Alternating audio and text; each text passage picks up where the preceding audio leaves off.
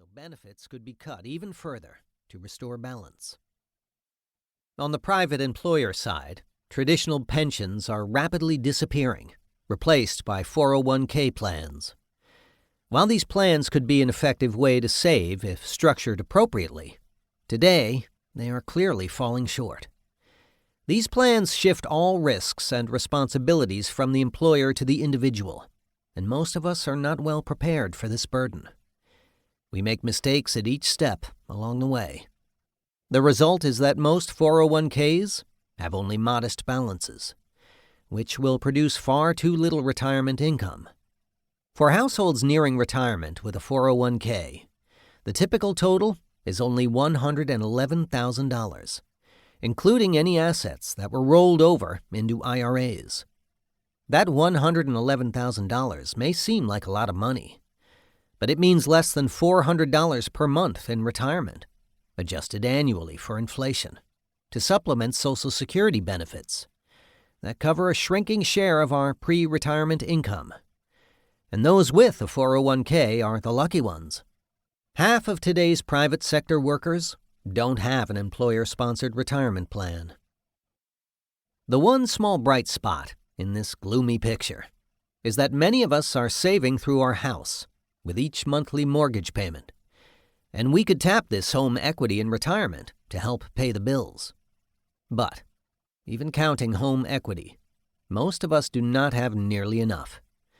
For example, to maintain their standard of living, a typical couple needs savings of 6 to 11 times their earnings, depending on when they retire, to supplement Social Security. But a typical household's current savings at retirement are much less than half that amount.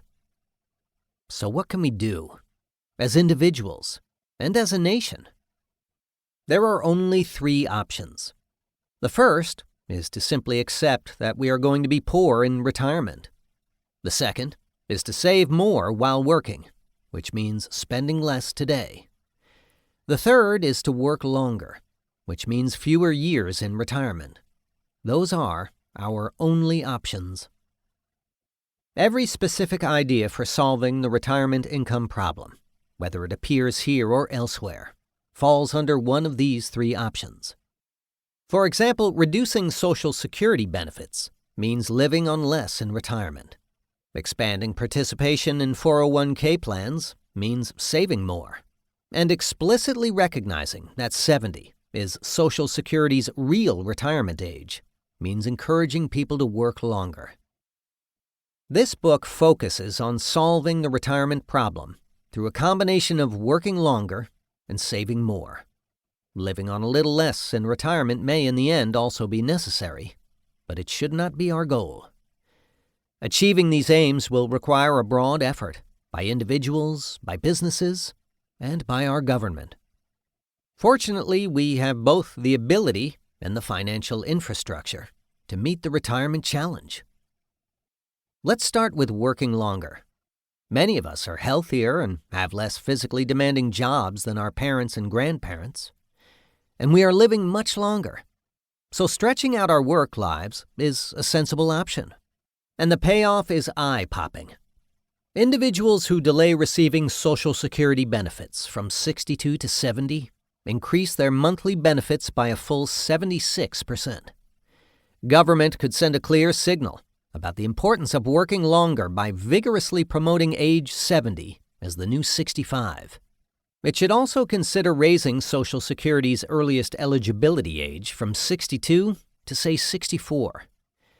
At the same time, we need to find a solution for those of us who simply cannot work longer due to health problems or outdated job skills.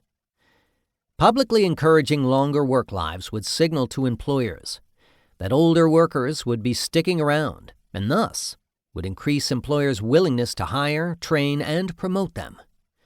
For our part, as workers, we should do what we can to show our employers that we are hustling to keep up our technical skills.